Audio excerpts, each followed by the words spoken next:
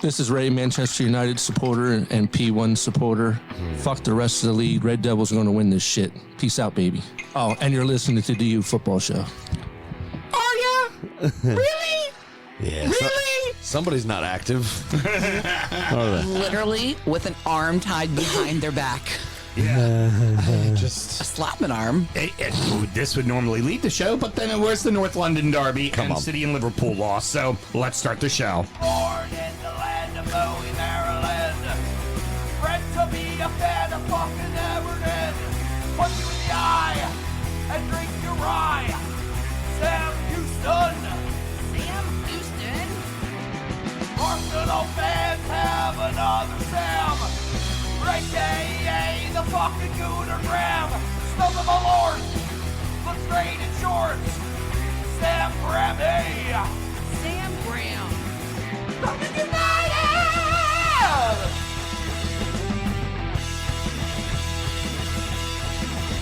Fucking United!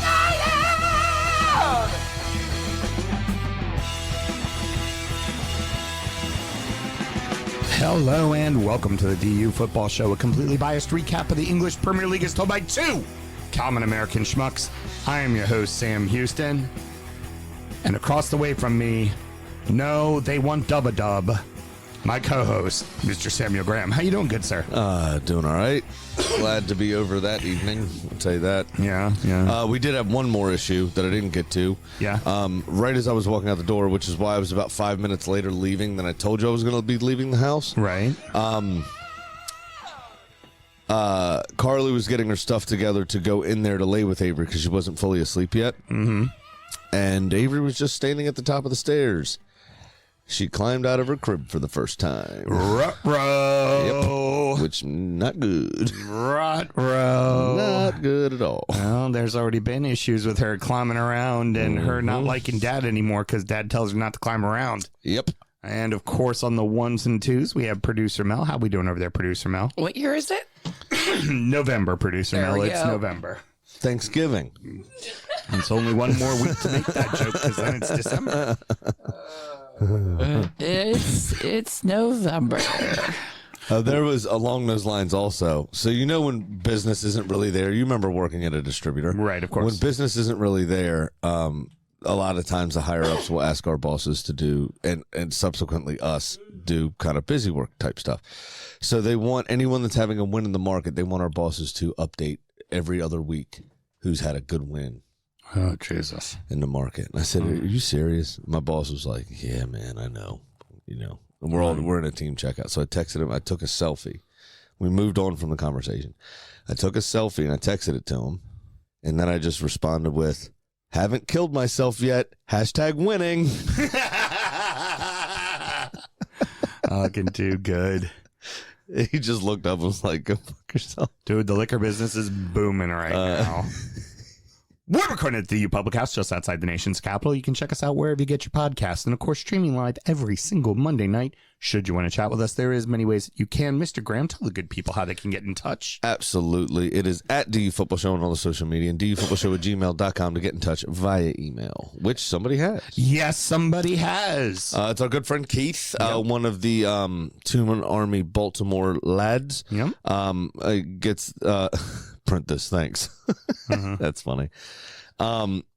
He gets in touch fairly often, actually, and he says this, old Mr. Keith, happy Thanksgiving, fellas. Thank you. You as well. Yeah, as well. I was hoping that you two former footballers could give a bozo fan like me some insight into the intricacies of the game. I can clarify. Could you clarify why a defender like Jasko Guardiola, for instance, to pick up an offensive player like, say, Nick Waltamata and throw him to the ground without receiving a booking of any type? I understand that the beautiful game is a contact sport, but this seemed extreme to me. Having never played an organized game, I'm sure there are things I don't understand. And then a late-minute ad. Who you got, Gay or Kane? Oh, it's a Or Keane, rather. It's a drizzle kind of gay all day, man. Yeah. He's absolutely. And I'm going short, to avoid the very obvious joke. And he's mean. Yeah, he is. He's defensive midfielder. Michael Keane looks like he's been fed with a silver spoon his entire life. Yeah, definitely. Mr. Graham, would you like to take this one first, or would you like me to take it? Yeah, so I mean, a lot of times, first off, the standard of refereeing, we can talk about it all show, every show. It gets boring. We're not going to get caught up in it. Except for this week, we're going to get into it a lot because But the standard of refereeing isn't very good, first, right? Secondly, I think you have to take the situation, right? If they're wrestling to begin with, kind of with each other, I can't remember what game it was, but that something fairly similar happened in another game where two players went after each other. One ended up on the ground, and then he got shoved to the ground again, essentially, as he was trying to get up. Yeah. And nothing was really done about it besides a common foul. Right. I think the referee takes the spiciness level of the game into consideration at the time, like some of that sort of stuff as well. Did it have an effect on the play? Right. Was the ball down the other end of the pitch and they're like fighting, or are they just a little shoving match? I mean, there's a lot of times where there's a shoving match or a coming together where nobody gets carded. Right. Technically, they should do. Right. But they don't. It's just, and then every referee interprets the rules a touch differently sometimes. And some referees choose to make that decision. Some don't. It's one of those things. They likely, I think you could probably say that Guardiola got lucky that he wasn't at least yellow carded. Yeah. Badge on the jersey regrettably does have some variant in a game. It's regrettable, but it's true. The other big thing for me too, I would beg to differ. My people have been sent off for bullshit in the last two seasons. Where it is in the longevity of the match, right? Was this early on? Probably just a talking to. Was this on a corner in the 96th minute? Maybe a bit more. Right. And are you, again, how much is Waltemata involved in the grabbing? The build up to that. Yeah, exactly. Can have a lot to do with it. Strikers don't always get calls because they're big giant fuckers, right? So a lot of times you'll see strikers get knocked in the back and they don't always get that call, and they'll get up and they'll look and they'll be like, I got elbowed in the back, right? It could also come to if this is the player's first foul of the match, a ref is more than likely to just go, hey, watch it. Even their second or third foul of the match. They may, by the third time they've done something like that, be looking at him going, the card's coming, right? Well, this was who excuse me, somebody got red carded. Was it over the international break? Somebody got red carded. And it was the Danish player against Scotland. Yeah. Somebody got red carded, or was it Ireland? I do not remember. Might have been the Irish match. Ireland, Hungary. No, it was definitely Denmark. So it was Scotland. It was the referee pointed to places that player had recently made fouls. He took down John McGinn. That's exactly right. Took down John McGinn. The referee pointed 1, 2, 3, and then went like this 4, and then showed him a second yellow for a red card. Right. It's persistent fouling. Right. So exactly what you just said. You have 4 kind of minor infringements that are now like, I'm getting tired of it. And you have to, I mean, you would like to think at least the way PGMOL wants to do things is you want to allow some interpretation for the referee. I think in some instances, which we will get on to in some of these games, I think handball and offsides need to have very clear cut standards because it's reached a point now where if you allow it to have interpretation, you see the same infraction being called differently multiple times throughout multiple weeks, and that can't be called for. But in the regards of just on the field play and fouling, you do have to allow the ref to decide what the pace and determination of that match is going to be. That's the part they play in it as the steward of the rules on the pitch. Oh, very, very, very good question. Yep. Oh, excellent. Sam and myself both work in the wine and spirit industry and both have a deep passionate love about all things distilled spirits. So as the red-blooded Americans we are, we vow to have a drink in our hand throughout this show and every single show. Mr. Graham, we're about to be drinking some really, really good shit for the next couple of weeks. Why don't you tell people what we're doing tonight? Yeah, so the first one is High West's A Mid-Winter Night Dram. This is Act 13, Scene 4. This is this year's version. This one clocks in at 98.6 proof, or 49.3% by volume, if you're keeping track, and it is fucking delicious. It's a blend of straight rye, finished in port barrels.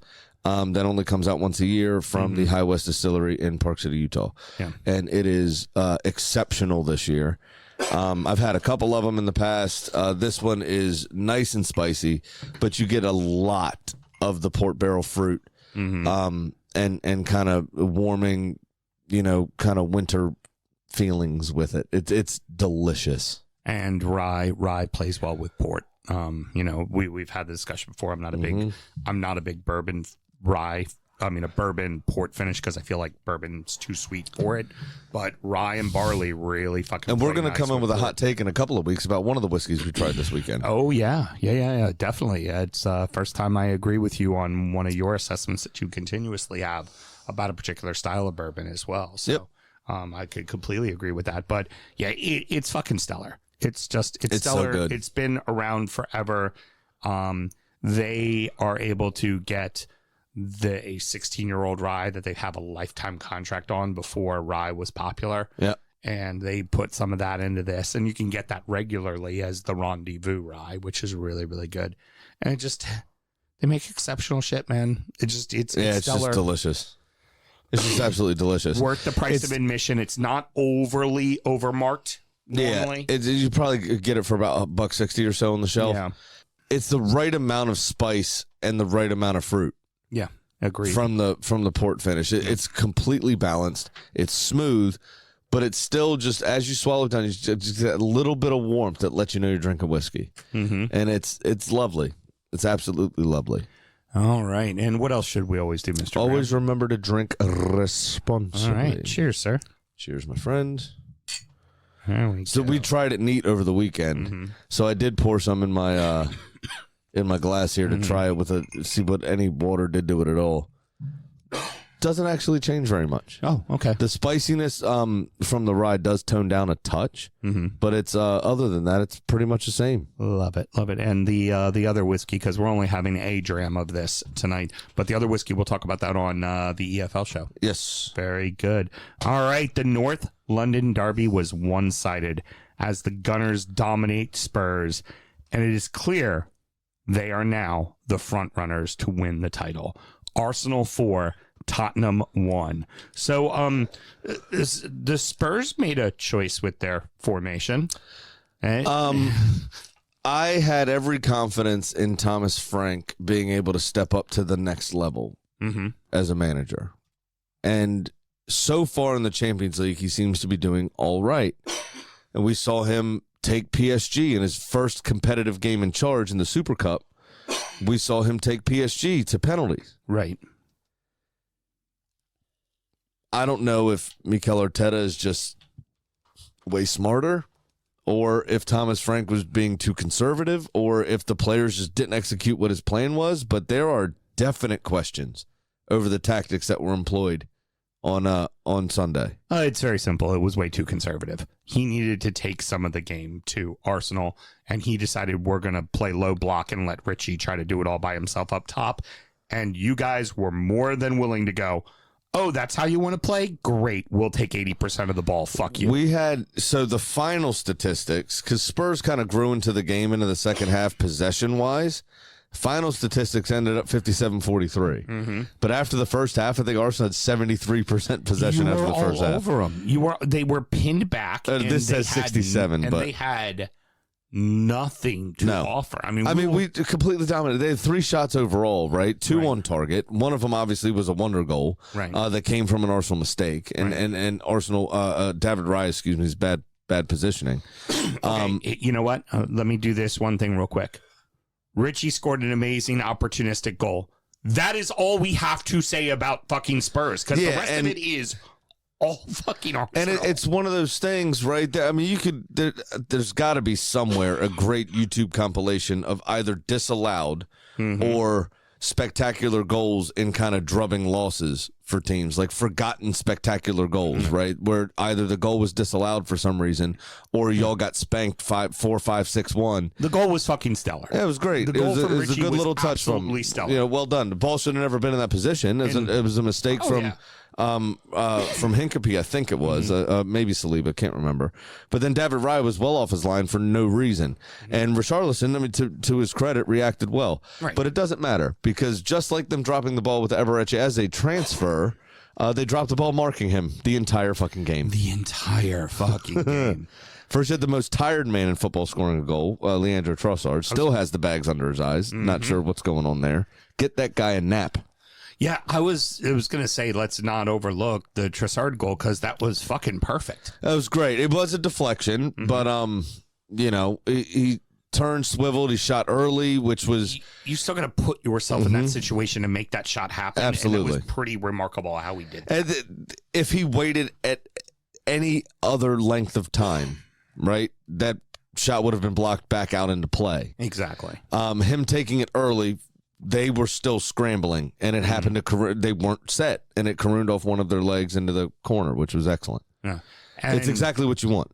And then Eze gets his first goal at the end of the first half, Yep. and then the thing you never want to see happen, your major pet peeve, what happens? Oh, it's brilliant. No, in this particular instance, it's brilliant. Right. I wanted to see it, and I saw it. And that is a goal scored within the first 3 minutes of halftime. Exactly. Now, And that was Eze again, and that was the one where he wheeled away laughing to himself. yeah, yeah.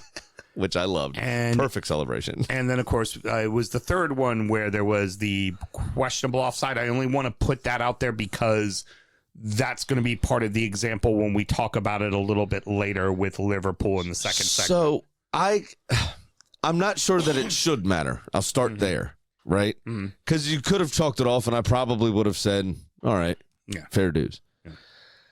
And I don't think it should matter. But what I think, and I'm not sure, I didn't read why they let it stand. But the player that was initially, that was kind of, it was very close to the defender. I think it was Van der Ven who was trying to tackle him. But it went between his legs from a very close range. So the sight line had already been blocked Right. by his own player. So the Trossard and I think it was Saka's involvement in the sight line, potentially, didn't matter then, is the only thing I can think of. But I'm not sure that should matter, if that makes sense. Yeah. I don't know. So, It's strange. Doesn't matter. Don't care. It was enjoyable.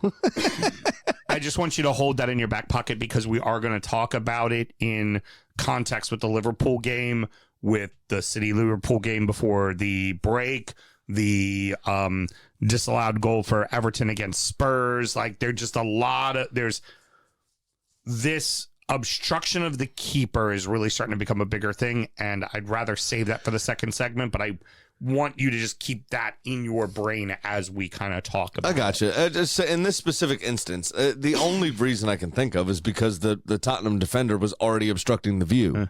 But I'm not sure that should matter, if that makes sense. And then, let's face it, Eze should have had a fourth right after that one. Absolutely. And he was angry at himself for not getting that one. He was like, I just had this shot. It was a very good save. Yeah. Vicario actually didn't have a terrible game, to be quite fair. He had 4 saves, and a bunch of them were decent. Like one of the soccer free kicks was a phenomenal save. He's been on a fairly decent run of form so far this season. He still gets kind of called out on corners, but he's been pretty darn good for them. Yeah. And now, I mean, you obviously you have a big game coming up this next week, and we'll get on to that, and we'll talk a little bit about 2. And we'll talk about Chelsea in OSA. That happened, but you are now clearly in the driver's seat because yes, your lead is only 6 points over Chelsea, but the points where it matters is you're what now 8 over over City and like 11 over Liverpool, right? 7 over City and 11 over Liverpool. Like, you all are now the front runners. Now, obviously, And 6 over Chelsea. But if we take Chelsea this weekend, we'll be 9. December changes a lot of things, right? December is a crazy time. Let's see where you are after December. But you gotta say, right now, the team likely to win the title, the team in the driver's seat, is absolutely Arsenal, and you can't make an argument for City, and you can't make an argument for Liverpool. It's Arsenal's to lose. I will eat crow in May if I have to. Yeah. On my 40th birthday, I will eat crow. We will win the league this season. It feels like you should.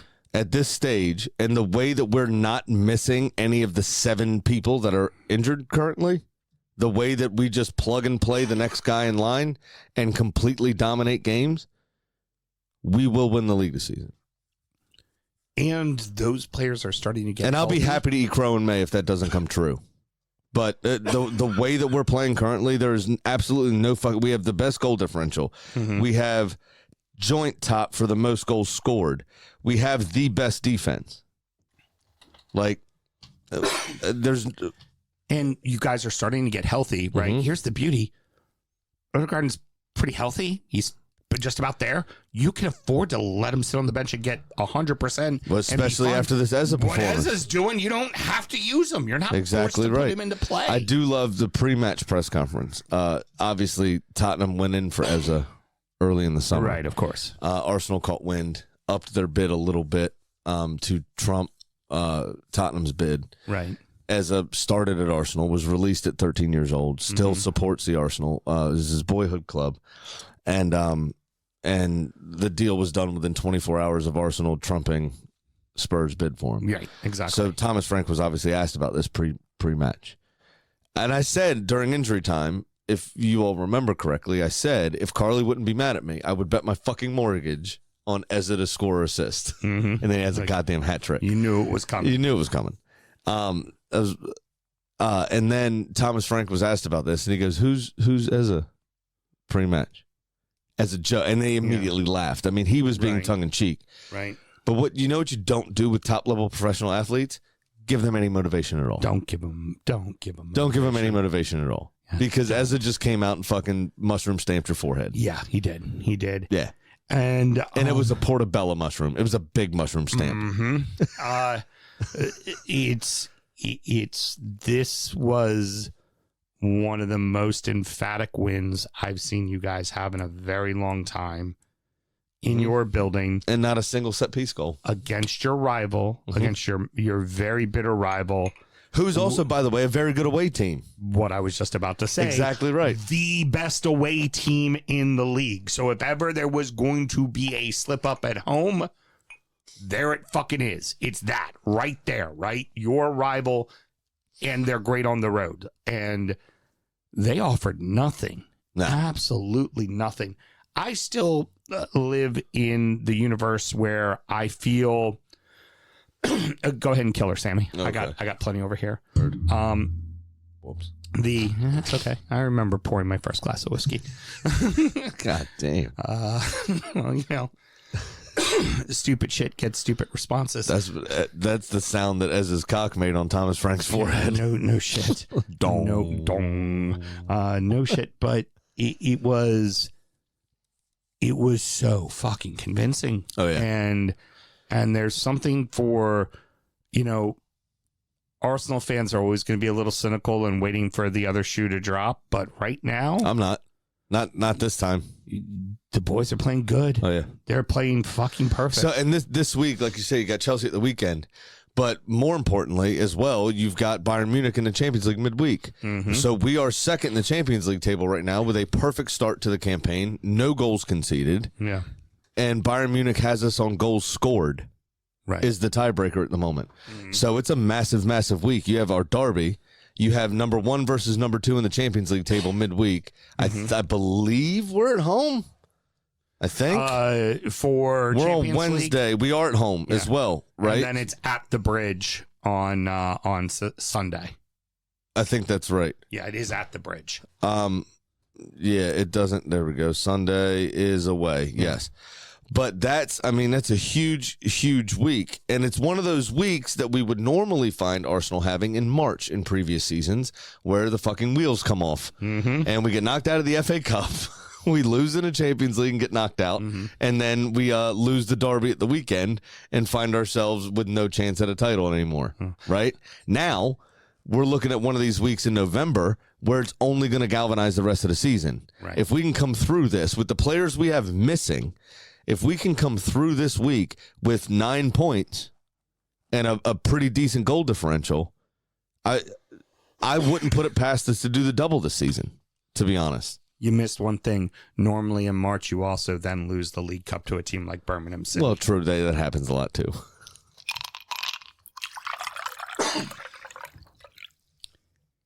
It helps when you beat your rivals.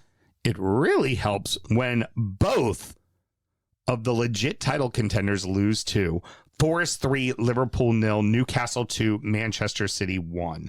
Reds have lost 6 of fucking 7 in the league. Allow me to say the following. Currently, as of today, Liverpool are behind Everton in the league table on goal differential. Oh, goal differential is wild. And they are in the bottom half of the league. Oh, yeah. Let that fucking sink in. Because there's always those weird hiccups like, Manchester United or City. It's never Liverpool. Liverpool's always like, they may not win it, but they're always first to sixth. They're never down there. Yeah, so 6 and 7 Never. is 6 losses in 7 games is tough. That's hard. They got fucking diced, dude. But they got diced. The craziest part about it with this is they weren't terrible, and especially in the first half, they weren't terrible at all. They did go in into halftime 1-0 down, but that was a thunderous Murillo strike. Following the corner. I mean, that swivel left foot and absolutely cranked that ball to the far side. But they conceded a minute after halftime. Yeah. This is the current Premier League champions. You can't concentrate long enough for that to happen. And I know we've said it a few times. I think there is way more to do. There's 2 factors. It's really not my place to say necessarily, but I'm going to try to shed some light, I guess. A lot of these players look off the pace. Yeah. Off the boil. And I think a lot of it has to do with still trying to figure out Diogo Jota's death. Oh, it's a very, very fair assessment. We saw Andy Robertson. I know we don't talk a lot of international football. We saw Andy Robertson after Scotland qualified in his post-match press conference say, essentially, he was crying, saying, I can't believe, and brought Jota up. We talked about going to the World Cup together. Jota himself missed the last World Cup due to injury. So was very excited to potentially qualify with Portugal.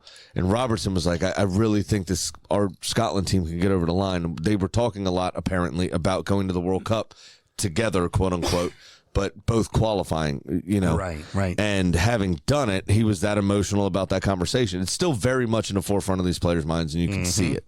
Yeah, you can see it. Mohamed Salah did not just forget to play football overnight, but he's been a shell of himself this season, right? The other thing is, we said it last year. Arne Slot came in, and Arne Slot didn't really change much. He made them a bit more relaxed and comfortable in boring possession, Liverpool.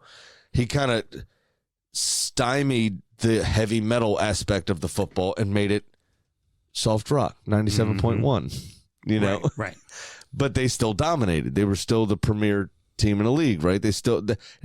But after the trophy was won, when it was all wrapped up, they finished the season poorly. If you remember, I think they lost 4 of the last 5. They did very, very poorly. So I think you're seeing now they spent all this money on all these players. You had the tragedy of Jota. I think you're seeing Arne Slot's tactical shortfalls starting to come out. Yeah. And he was not like a top level manager. Right. He managed Feyenoord and managed 1 trophy with them. Right. He's never had a big job. So this is where he's going to prove his salt. Is he going to be the next Ancelotti that goes from here to Madrid, that goes from Madrid to Inter, that goes from Inter to, could be, whatever? Is he going to be the next kind of it guy for the next 20 years, right? Sure. Where he only takes the big jobs. But if he can't get this ship corrected and he gets canned, what big club's going to take a chance on him? No one, because it will always be your success of the first season was Klopp's team. But I also feel like exactly that also. I mean, by the third goal, it kind of looked easy for Forest. It did. Well, and I would say, so this is kind of the nature of that goal especially, just it looked simple. The defense being a mess, right? Because like that fourth goal was you brought on Andy Robertson to kind of help subdue things, and Andy Robertson got worked on the outside for that fourth goal. Like he was directly responsible for why that ball ended up on Gibbs White's foot for the easy finish. Yep. But here's the other thing, as they're still trying to figure everything out, if they have to play Slobosly on defense, their midfield is then fucked. But that's the thing, they don't have to do that. I don't know why he keeps doing it. No. This is where he's fucking up himself. Because Slobosly's easily been your best player the entire season. Your midfield right now has to be Slobosly, Gravenberch, and McAllister. Yeah, put him in the Can't be position to anything change the game. He can't do it from right back. Exactly. Yeah, It's ridiculous. It's exactly it. And this is where I say it's more Arne Slot's fault than it is the team's fault.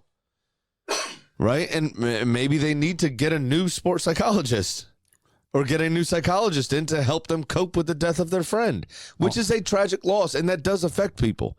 But the day after my uncle died, a couple of weeks ago, I didn't perform my best at my job. Right. You know, you need to grieve. You need to, I'm not saying that to be a dickhead. It's absolutely true. But you could tell there's something weighing these players down, and Slot's tactics aren't helping the team at all. So I think personally, from the outside looking in and having experienced grief and having experienced the loss of a teammate, those two things look like what's wrong with Liverpool. And it's the coach's fault and Jota's death. And they're not dealing with it. It also doesn't help that Isak is completely a pedestrian. He's just a passerby. He's just like Well, Arne Slot said this in his post-match as well. He said, what's happened to him? And he was like, well, he's not fit because he went on strike all summer, right? Then why are you playing him? Because he said the only way to get fit is to give him minutes. He needs to be match fit. And he's been playing midweek with the reserves on occasion. Well, you're a fucking professional, so even though you were having the contract disputes, come in shape, come in ready to play. It's just it's ridiculous, man. I just don't understand what they're doing, and it seems like some of the easiest things in the world as well. Okay, so now what I want to get to, and this kind of plays into the season as a whole so far, is VAR. I know we try not to get into too much, other than just when we think they got it wrong, we just say it. For me, there are two things they get consistently wrong, and the only consistent thing about it is it's never fucking consistent, is the offsides rule as far as a player obstructing, right, and the handball rule, right? These are the two things they seem to consistently get wrong. And we can look at, like I said, the Everton-Tottenham match where one got called, one didn't get called for being offsides. You can look at the City-Liverpool match from just before the break. You can look at the goal that you guys scored. You can look at the goal here that they scored to start the second half that did not get called offsides. And then the goal that was not a fucking handball get called a handball. It was almost like Forest should have scored one of those goals, but they got them wrong. Like, they got the wrong call wrong, right? Yeah, because the handball one was, is this the one that hit him on the sleeve? It hit him here. It hit him in his armpit. That shouldn't have been called a handball at all. It felt like you were making up for the fact that maybe you should have called offsides. Well, I mean, so the semi-automated offsides thing is what should happen. The gray area is this obstruction of the goalkeeper thing, right? And that's where I think we need a rule. And I'm going to give you my idea in a moment, but please go ahead.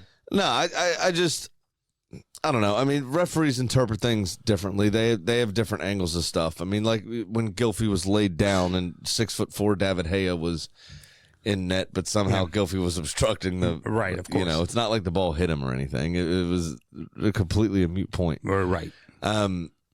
But what I will say is this is a prime example of how the badge gets the calls doesn't hold up because it went against Liverpool in this situation, right? Yeah. Which is glorious. You know, I don't know, man. I get tired of talking about referees and I get tired of talking about some of these decisions and then also comparing them to other games because it was other human beings that refereed those games. Mm-hmm. I want to see this referee's track record, right? And I want the referee to be either punished or commended for being consistent or a lack thereof. Because the temperature of the game does matter, right? That's not written in the rules. Well, the temperature of the game matters, especially like with the email from Keith to start the show, right?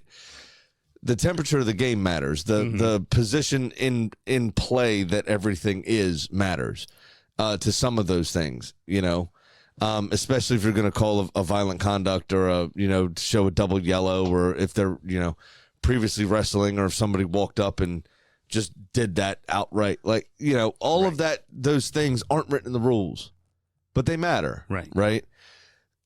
Offside should be binary. That's what we've discussed. The only possible gray area is this obstruction thing. And I don't think if the player didn't touch it, like if he's anywhere near the goalkeeper's sight line, if that's going to be the rule. Right. But if you look back at the play and the ball's coming from the right and the offside player's on the left, well, there's no way he's obstructing the goalkeeper. So fucking let it stand. So I don't get it. I don't understand why this is such a problem for them to figure out. Here's where I feel like this needs to just have a black and white kind of feel to it. And allow me to explain. First off, with the handball rule, I feel that, remember, the line is in, right? It has to go completely over the line to be out, right? Mm-hmm. So whole ball over the whole line. So any part of the skin showing, right, is in. So it's a handball, right? Yeah. So if it hits any part of the ball, hits any part of skin, it is a handball. But if the ball hits here, ain't a fucking handball. No, you're allowed to use your shoulder. Right, but if it hits the arm here, but because it's also going to hit some of the shoulder, if it hits the fabric, only the fabric, the minute, if an inch touches the fucking skin, handball, no goal, right? Right. Treat it as such. The other one, to keep interpretation of the are they obstructing or not rule. And I know what you're going to say as a combatant, and allow me to retort it before you have a chance to say it. You draw the line for offsides. If any player that would be in an offsides position is between the pipes and within the goal box, what we would call the 6-yard line in America, right? Mm-hmm. If they are in that little zone, offsides. Even if they're standing to the side completely out of the play, they're offsides because they're in the goal mouth. Right? And within the goal box, which is where the keeper should have room, right? I would say if you did that, 1 out of every 20 would have someone who was like standing by the post when a ball went in the net and wasn't in the keeper's way at all. But 19 of the 20, you'd get fucking right. And then players would just know to not be there. Yeah, I would argue that 95% of calls are accurate anyway. I mean, I don't know. I don't like it. In this very instance, with the obstruction of the keeper, right? Now, note, when I said that, the reason why I said talk about, like, remember your game?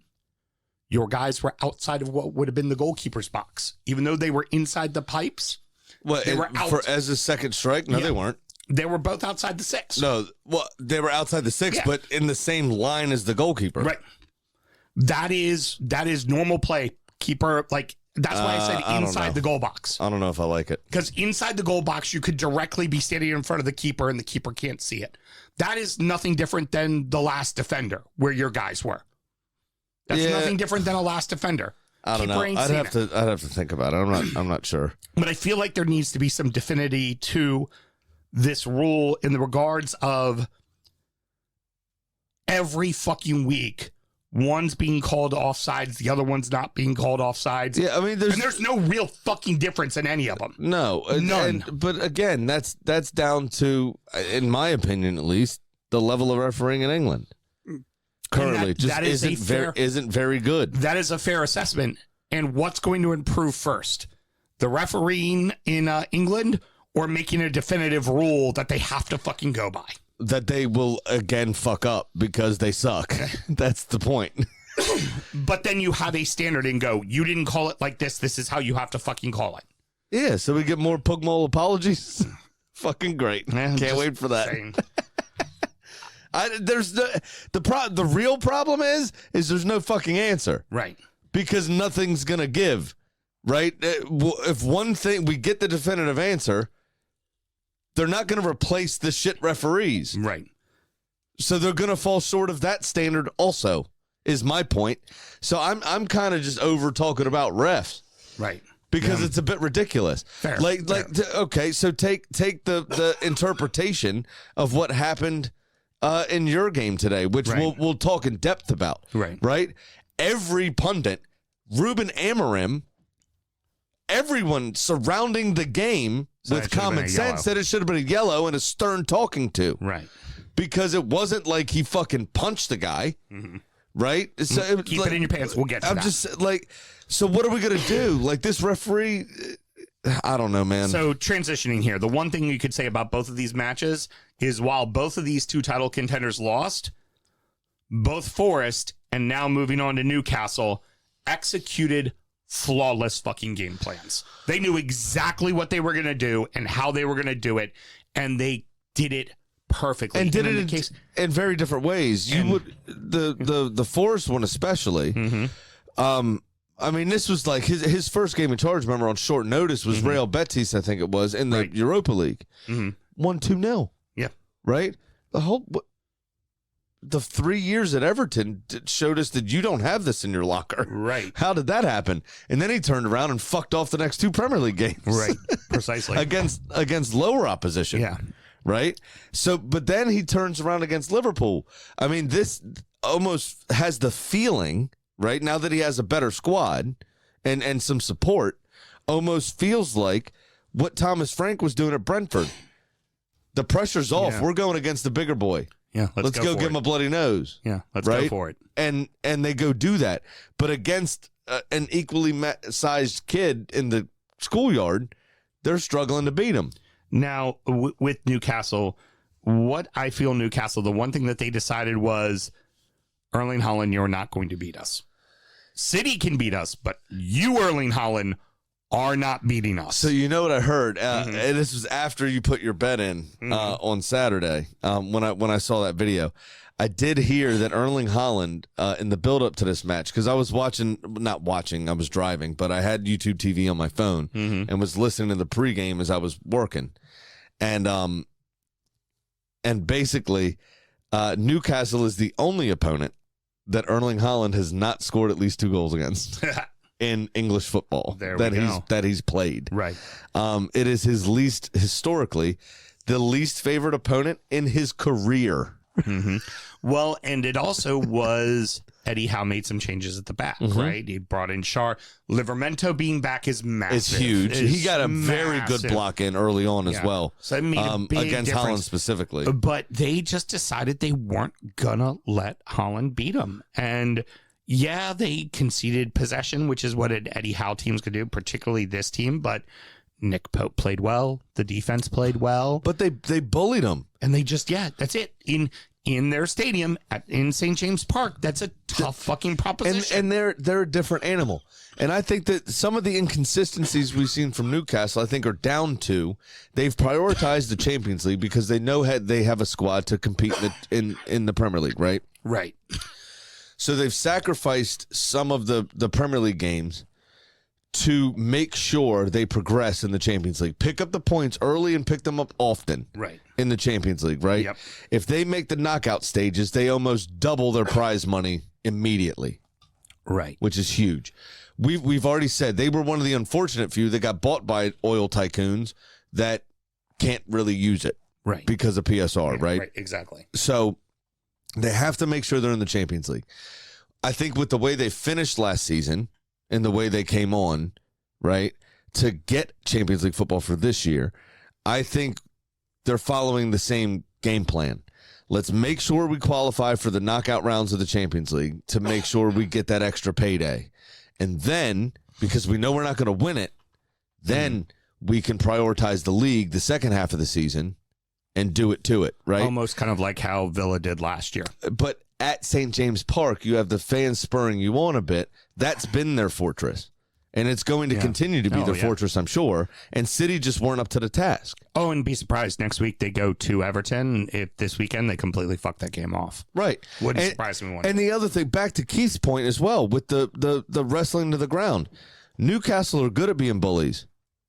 Most of City's squad, besides Rodri, really, who didn't feature, Right. nobody in that squad really is a bully. No, not At all? Not at all. And so it looks weird when Vardiol does something like that. Yeah. And it doesn't sit right. Yeah. And they're just off balance.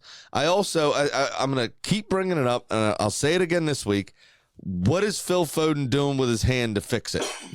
Why does he still have that shit taped? I don't know. 3 years on. Yeah. It's just like Nelly's cheek Band-Aid. Yeah. I'm It's going just to his keep thing going. now. It's his thing now. It's ridiculous. Barnes with the brace, he is on a heater. Barnes right should now. have had 4 goals in this game. The first one he missed was pretty bad. The second one he missed was horrific. I would have substituted him if I was his manager. That was horrible miss. Yeah. But Absolutely horrible. Yes, he had the misses, but man, is he scoring goals for him right But then now. he figured it out. Yeah. Yep. Then he figured it out. Yep. You know what else is funny about him? He qualifies through his grandparents for Scotland. No shit. He has never said he wants to play for Scotland. Mm-hmm. Scotland have inquired about his availability now that they've qualified for the World Cup. Yeah, come on over. He ain't going to play for England. No, he won't. You would say, right? I mean, you got Madueke, you've got Saka. No, he As ain't play- he wingers, ain't you've playing. got Cole Palmer, Madueke, He Saka. ain't playing. Potentially Grealish, I think, would be way higher in the pecking order. Agreed. You've got all of these, and then Anthony Gordon, his own teammate, who's already featured and seems to be important to Thomas Tuchel. Yeah, agreed. And here's the other. Pep decided to fight a cameraman. Pep was losing his shit to everybody. It's fucking crazy. But now here's you won the game, right? Mm-hmm. Why is Joe Linton rolling over to Donnarumma and starting shit? Because Joe, Linton is just like that. That's how he rolls. It's how he's made. It's just like, what are you guys doing? You won the game. Get the fuck off the field. Oh, Pep was going over. He was fingering the face of the referee when he was shaking his hand. There was a bunch of just spoiled brat nonsense from City now at the end of that game, and it makes total sense because they are a bunch of prats. the fun part is going to be though is all this talking we've just done about both of these teams, and they're both going to finish on the top 4 and still get to Champions League. Probably, yeah.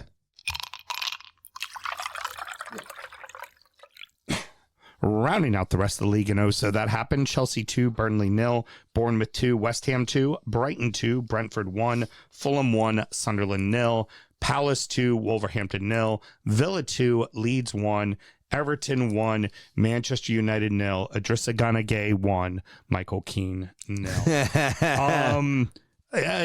Chelsea's in fucking second, man. They're 6 games out, and they have a chance to make it 3 at home Yeah, they against won't, though. Arsenal. Tell you that. Here's the biggest thing you can say about Chelsea is their signings are starting to come good, right? Like Cucurella's really has just become dead on every day left back, Mr. Consistency, right? Enzo Fernandez really coming into form, and the big one, Concedo is he is back to he's one of the prime best Brighton, defensive midfielders in the league at the back to moment. prime In the world at the Brighton moment. form, and he was really in It's funny. a good place And last year. Enzo Fernandez has kind of figured it out. I don't know if they brought Frank Lampard in to talk to him, but Enzo Fernandez has been making late runs into the box recently that are very Lampard-esque. And he gets And goals. he got a goal here in this game, Yep. doing that same thing to seal the deal. And Pedro Neto with a very uncharacteristic diving header to score the first goal. But this for me was just a professional Chelsea performance, really. Something you don't often see from them because they're so young. Right. And because There's always so much inconsistency. because they changed the team so much. For me, really, I mean, there were 23 total shots in the game, right? Only 7 on target. 5 of those were Chelsea's, right? It's 5 from 15. A third on target. Yeah. Not particularly great, to be honest, of a return when you've got that much possession of the ball. Right. Well, and in fairness, Burnley has figured out that they're going to make it tough, right, on everybody. Yeah, of this course. year. Right. But ultimately, they're not going to have the class, right? And Right, but you should be working them more, right? I mean, we can go say the same thing. We can go back to Liverpool about this. I didn't bring that up. 21 shots, just 4 on target. Right? Yeah. You're looking for a strike rate on target about 50%. Sean Dyche's Nottingham Forest, 15 shots, 7 on goal. right. That's what you Roughly need to be doing. 50%. Yep. That's what you should be doing. You should be making at least minimum making the keeper work. Right. And they just didn't. Right? And you know, Chelsea did not achieve that 50% marker here. You know, because they're not going to get that much joy against next weekend, for instance, against us. It feels like the pieces, though, are starting to learn to have life without Cole Palmer and not be so reliant on him. And Yeah, that's fair. I think they found a bit more balance. this is a massive test for them coming up. I'm with you. I feel Arsenal is going to win, but this is the team we've been talking about. Especially if Robert Sanchez tries to knock out his own players. True. With the punts. But we've talked about this before about how this team's good enough to be top 4. This team's good enough to be in the discussion of a title, but they don't have the consistency to do it. It feels like they're finally starting to figure out the consistency part. Yeah, a little bit, I guess you'd say. He's not tinkering so much with the team. He does that more in Europe. The Premier League squad is pretty much the Premier League squad. In a weekend of mushroom stamps, though, that we've been alluding to the entire time, what I would say is a He's cream not going to be show title. is a cream colored Y'all keep saying tracksuit. it. He keeps saying it. Is a cream colored tracksuit with no mushroom stamp outline is a bold choice from Enzo Fernandez. Tiny PP. Yeah, I think. Heard. Yeah. All right. So, keeping it rolling. Mushroom stamp. These next 4, I kind of want to go over quickly because we're already getting close to an hour, and there's really not a ton to really say in them. Irons go up 2-0 at the Vitality, Bro. which is big, and Callum Wilson scores 2 against his old club. And Smokey hates him Yeah. for some reason. Anyone that does anything good for West Ham, Smokey hates. But he loves West Ham. I don't understand. And He's blowing my fucking mind with his online content. and then they Old eventually Smokey McPot. and then they eventually figure out a way to lose the fucking lead. Here's the thing. And shit, almost lost the fucking game. Ariola is a very good manager, right? And Bournemouth are quite good at home. They were without Semenyo. West Ham took their chance. What West Ham needed to do was continue down that path. But Nuno, not trusting his own team, decided to go very defensive very early. And in it the second ultimately half. bit him in the ass. And it ultimately bit him in the ass because Ariola out-tacticked him, if that makes sense. He dropped deep too early. He almost did a 10-man drill with 11 players from like the 65th minute or some shit. It's like, what are you doing? There's still a half hour to play. But the key thing, West Ham out of the drop now. Oh, yeah. That's really because ultimately you would have liked to, if you're a West Ham supporter, you would like to see the win.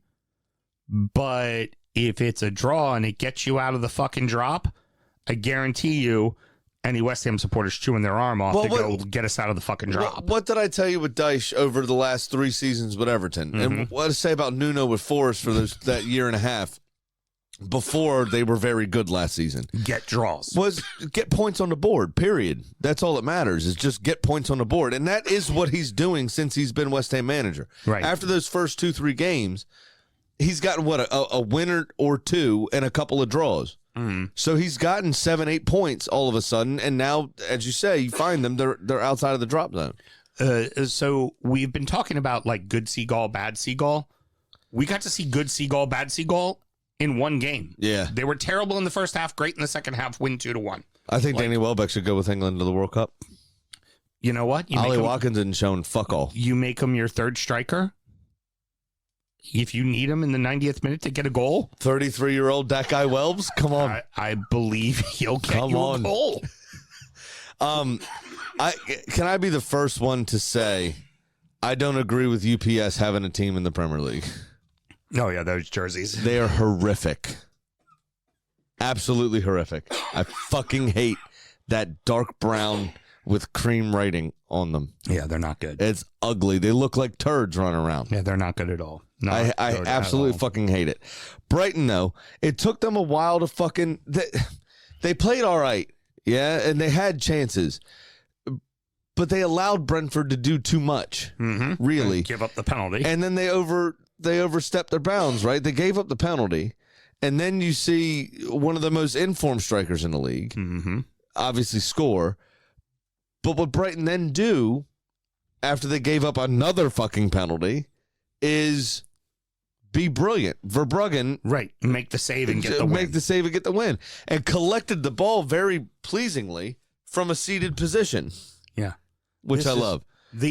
Just the roller coaster that is Brighton. It's I couldn't be. I'd have a heart attack. I couldn't be a supporter.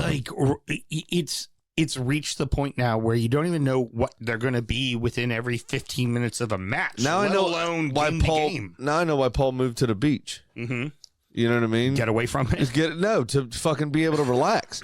He saves all of his stress for Brighton matches. Heard. And then he just goes outside and is by the sea. Very good. In the case of Fulham and Sunderland, it can be wrapped up very simply. Fulham, Sunderland. Fulham desperately needed 3 points more than Sunderland needed 1. Sunderland was perfectly happy to try to get in there, walk away with a draw, call it a day. Fulham desperately needed to win. Yeah. They had to get all 3. A draw was not going to be good enough.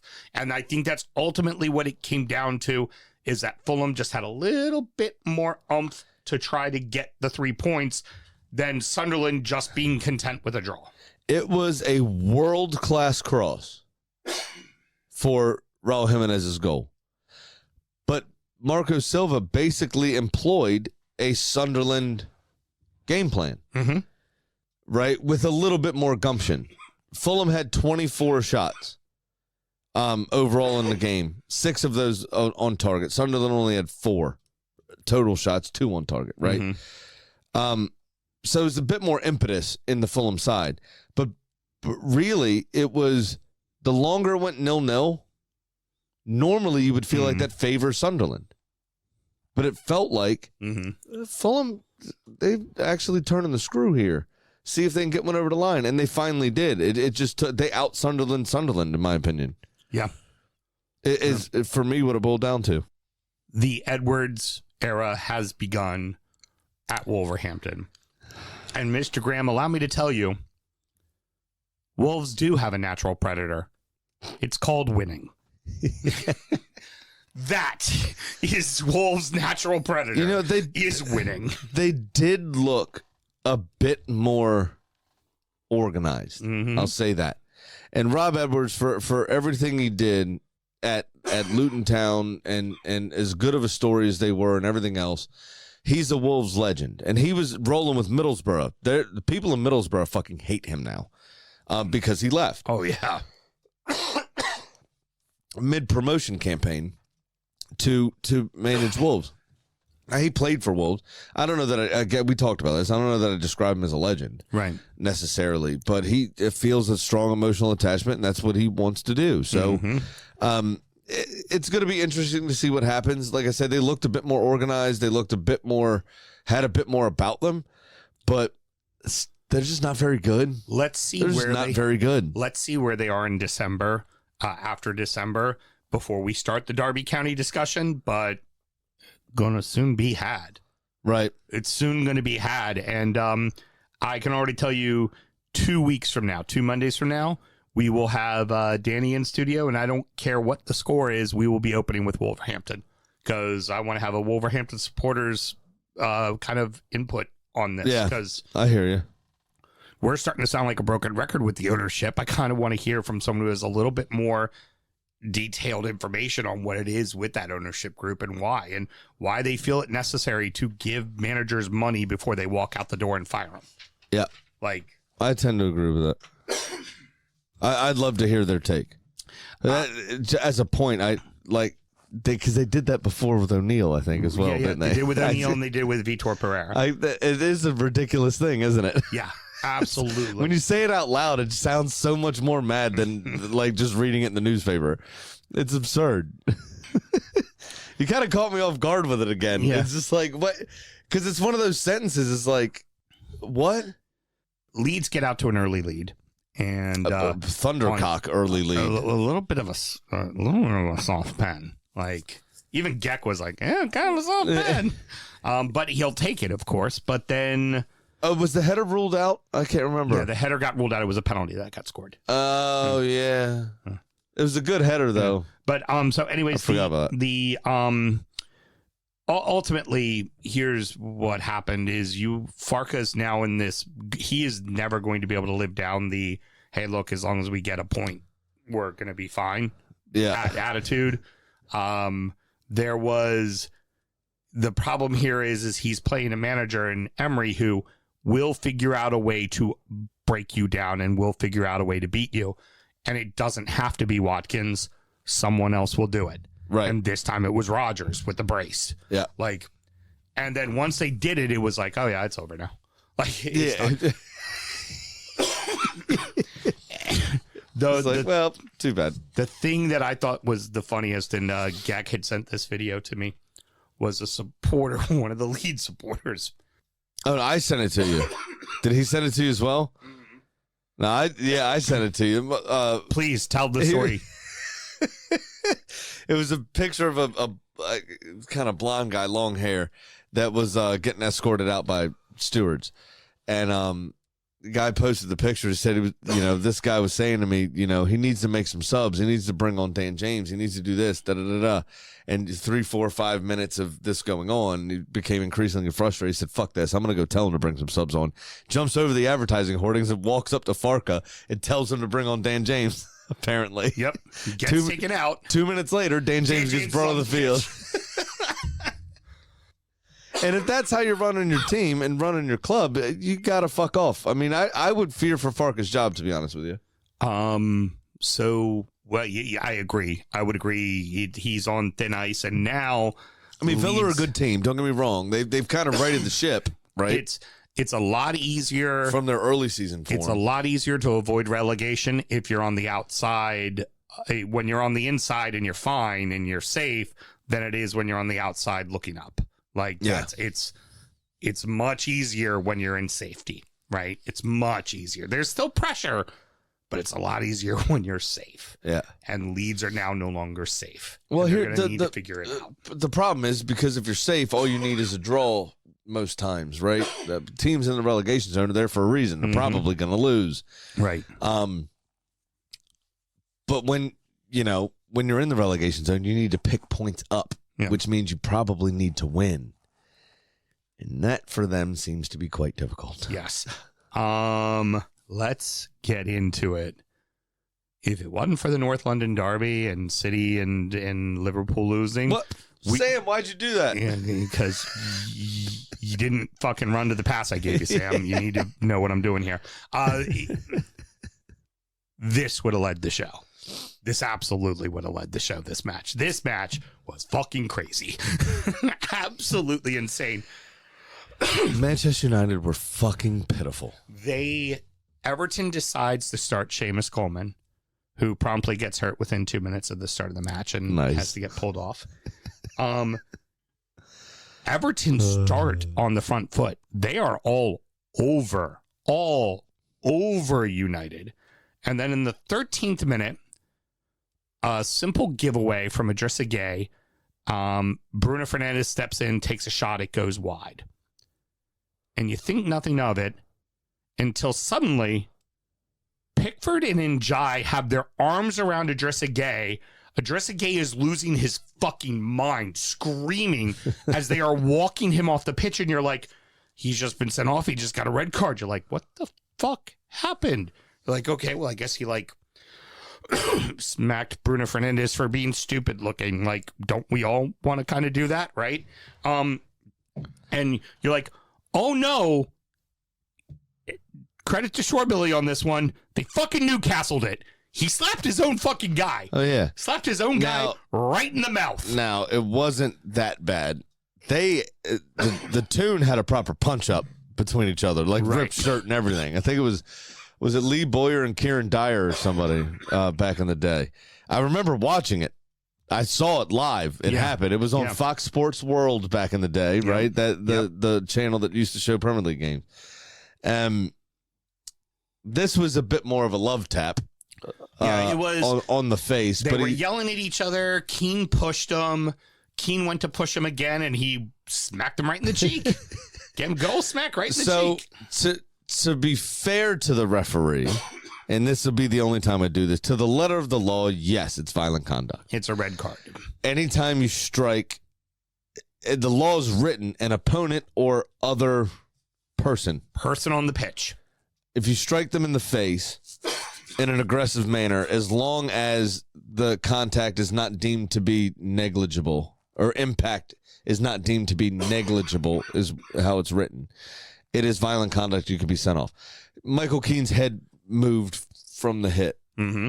It wasn't particularly hard, but it wasn't negligible. It wasn't like he just poked him. Right. You know what I mean?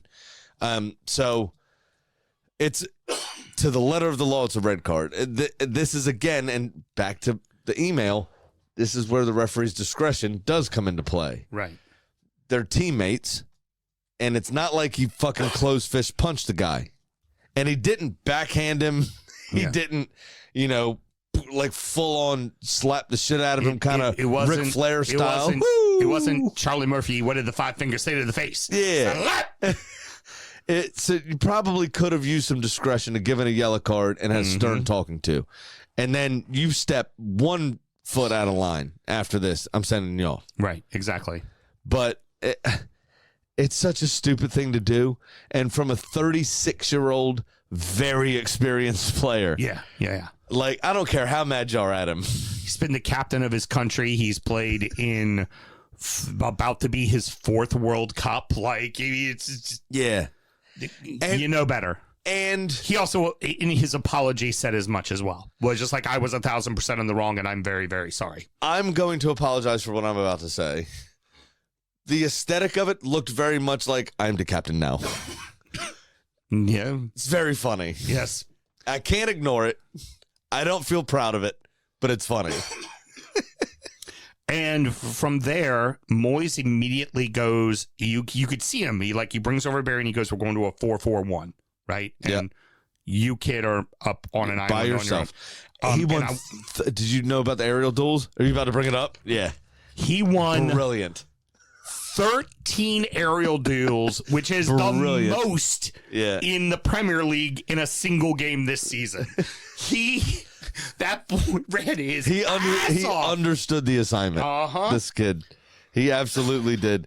And for Kieran Dewsbury's Hall goal, the goal that he scored, he ran off to the side, took 2 fucking defenders with him. Yep. Which opened up the lane for Dewsbury Hall to then rip off a brilliant fucking shot. And there you are in the 26th minute. Everton are up 1-0. And the goal was scored after the 10 men, right? It was after the red card. And for those that didn't see it, at Old Trafford. And United, so I caught a decent amount of the second half, not the entire thing. United, I'll lay the stats on you real quick. The 25 shots, only 6 of them on target. So for large parts of that second half, United obviously dominated possession, and they dominated the chance creation. But a lot of the chances they created were garbage. And there were nowhere near anything. The few times they actually did test Jordan Pickford, he fucking knew a Z was a Z. Mm-hmm. He didn't joke around with his teacher. No, he was doing He his answered job. he knew November wasn't the year, Mel. You Yeah. know? He knew, right, what to do, and he fucking did it. Of those, He got the goddamn rave on. Of those 6, 3 of them were fucking worldies. And it reached the point there as it's getting towards the end. Like when we're at about the 88th, 87th, 88th minute, I'm saying as I'm watching the match, I'm like, fuck being happy if we get a draw.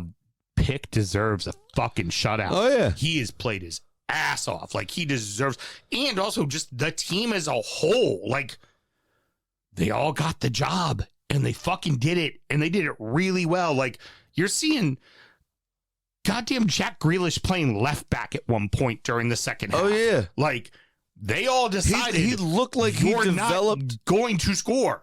What's the, not an ulcer. What's the thing you get when your abdominal wall kind of breaks down and your guts start to spill through? A hernia. Mm-hmm. He was holding his stomach like he developed a hernia during the last 10 minutes. Jack Grealish did. Mm-hmm.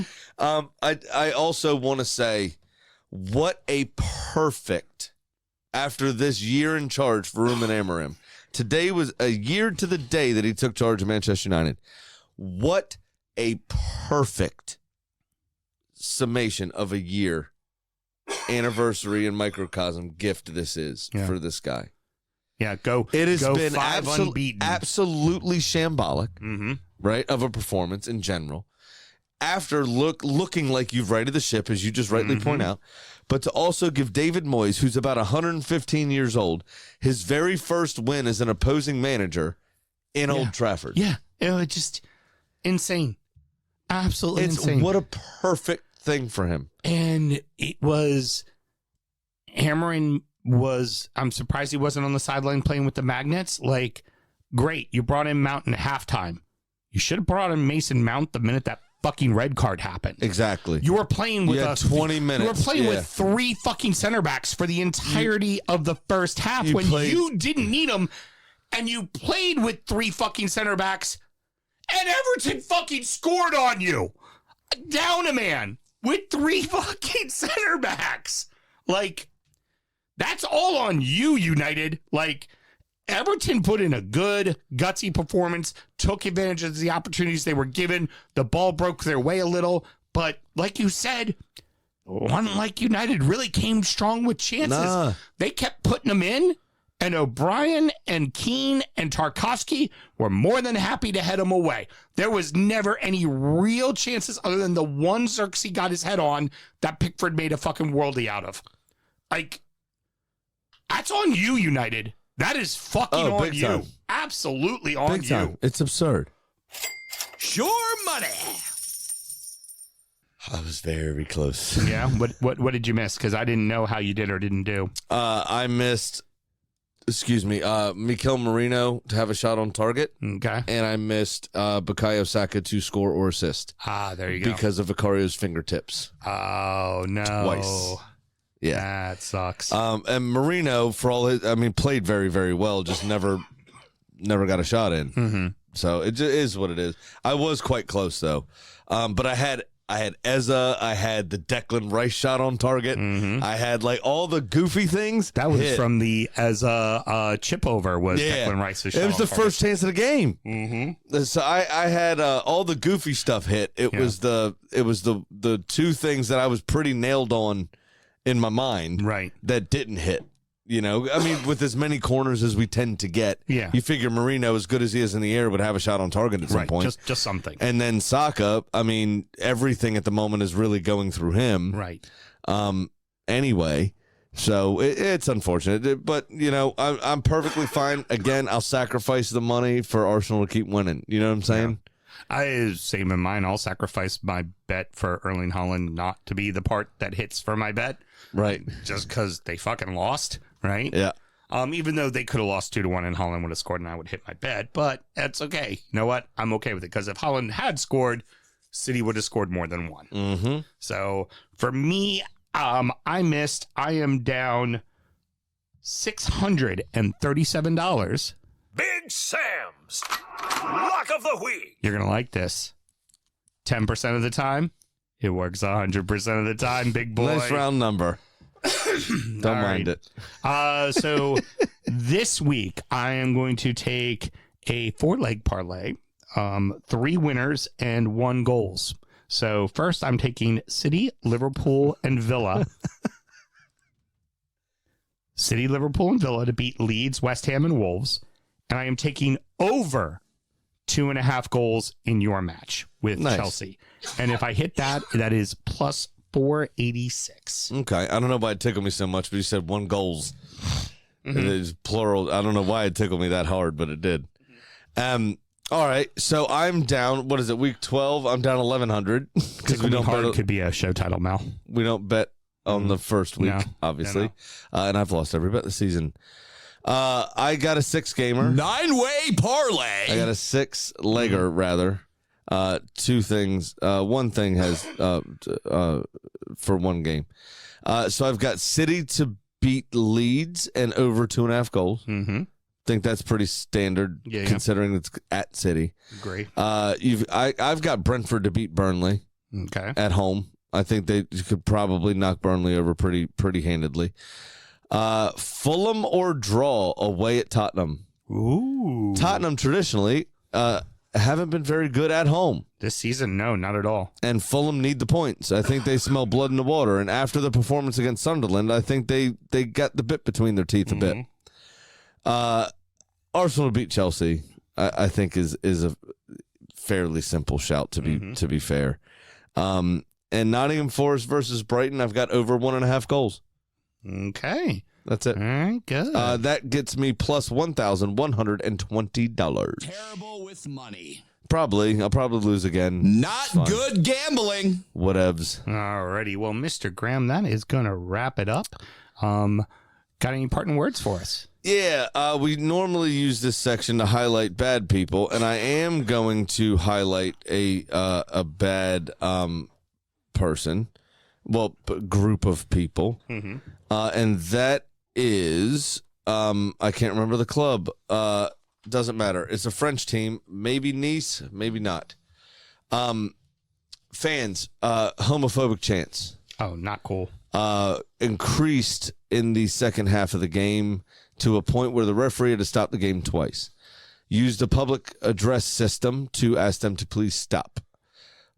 But that's not the part I really want to highlight.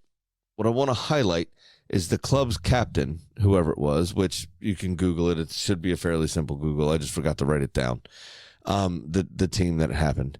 The club captain, who was a player actively playing, walks over and asks the referee for the microphone and directly addressed the ultras and just told them to stop. Just like, we need to love everybody. Right. And it was a lot of players take to Instagram after the game. Right. Do that kind of stuff. Say those sorts something of things. in the post presser, but not be like, hey, he guys, walked come over on. to the referee and was like, let me try, essentially. And within a few seconds, they stopped. It was good. Good.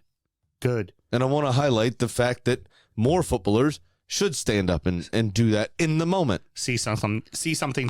Exactly. Very simple. Stand up and do the right thing. You're there. You're the person of influence. I don't give a fuck about this referee. Nobody does. No. All of us hate them. Yeah, pretty much. All of us Pretty hate them. much. More, probably, than we hate the gays we're chanting about. You know what I'm saying? So just do more of that. Stand up and do it. And That was nice to see. of course, congrats to Scotland. Who does he think he is? Pele? No, he is better than Pele as they score the third goal. Scottish commentary is the greatest fucking thing in the world. You should listen to Scottish commentary all the time. It will make your heart smile. That's where we got the wee jobby comment. The guy took a shit at halftime and was back late and told everyone, sorry, I was taking a shit. The first goal, he was like, I haven't felt that good since, and mentioned one of the goals. I was like, you're doing a throw to fucking Train Spotting, you cheeky fucking bastard. I love you. Oh, yeah. The Scottish commentary is awesome. You're absolutely right about that. But the long distance goal where he's like, who does he think he is? Pele? No, his And as name the is Kieran Tierney. And as the ball is going over in the air and floating down and going Come into on. the net, he's like, no, he's better than Pele! And just losing his mind. And it was... I mean, what a week it was. Watching the Irish secure playoff against Hungary was brilliant. Troy Parrott hat trick, and then obviously you've got the 3-2 against Denmark. It's just fucking amazing for Scotland. Curacao in the World Cup for CONCACAF. We all hate FIFA and we hate this expanded World Cup idea. There's just more and more football. Everybody's just piling in. There's more and more to do. Player injuries, this, that, the other. But they know. They do this on purpose. They know. Yeah. We're all going to watch Cape Verde's first game. Oh, hell yeah. They're going to get the TV money from it. Yeah. We're all going to watch Curaçao's first game because they're going to get the TV money from it. Either Like, Jamaica or Suriname is going to get in. Like, they're playing each other in a playoff. One of them is going, like... Yeah. It's awesome. It is great. And that's how they suck you in. That's how they get you. Because it's awesome. All right. Next up is going to be DU Does EFL. And then, of course, after that, we will do Injury Time, where we check in on our adopted club, who happens to be Scottish. And we made the reference to Trainspotting to let you know who they are. Check in They on our did a lot of fantasy. jobbies, usually in bed. And then we preview, good throwback to the movie. To the movie, yeah. And we preview the weekend's action. Should you want to support the show, Mr. Graham, how do you go about doing that? Very easy, actually. It's at DU Football Show on all the social media, dufootballshow@gmail.com to get in touch via email. And through those mediums, you can then also sign up to our Patreon, which is what you actually asked me to do. Patreon.com/DU Football Show. Sign up to that $5 tier, and you get all the extra content Sam was just talking about. You're lucky I wasn't listening to you. I wouldn't have noticed it at all. You could have just done it. I wouldn't have caught it. But anyways, next week, programming note, Mr. Graham's going to be out for the next couple of Mondays as his eldest is getting knee surgery. So our good buddy Alan, are from Newcastle, the Mobtown Magpies, is going to be with us next Monday. He's going to bully his way in here like his midfield does. Yep. And then the following week, we will have Danny, our only Wolves supporter, will be here as well the following week. And, of course, there will be midweek games He's not Thursday. our only Wolves supporter. We got Paul. He says one of 8 Wolves supporters in the Baltimore area. That's true, right? yeah. And But Paul's not in Baltimore. I ain't seen 7 others yet. Just saying. Fair dues. And, of course, Thursday there will be midweek games, and that you and I will be doing over the internet. So starting to come thick and fast. Be ready for it, everybody. It is the festive period. Till next week. Good night. Born in the land of Bowie, Maryland. Bred to be a fan of fucking Everton. Punch you in the eye and drink your rye. Sam Houston. Sam Houston. Arsenal fans have another Sam. AKA the fucking Gooner Graham. Smells of a lord. Looks great in shorts. Sam Graham, hey. Sam Graham. Fucking United!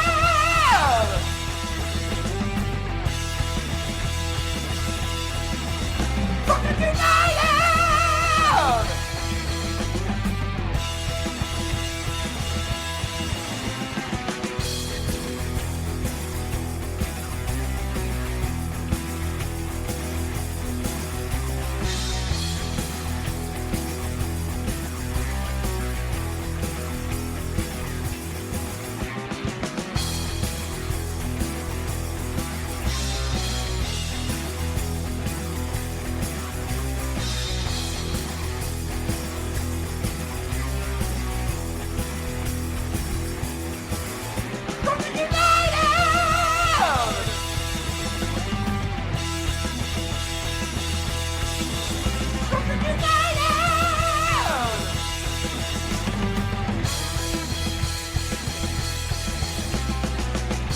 Hit the fucking mute button!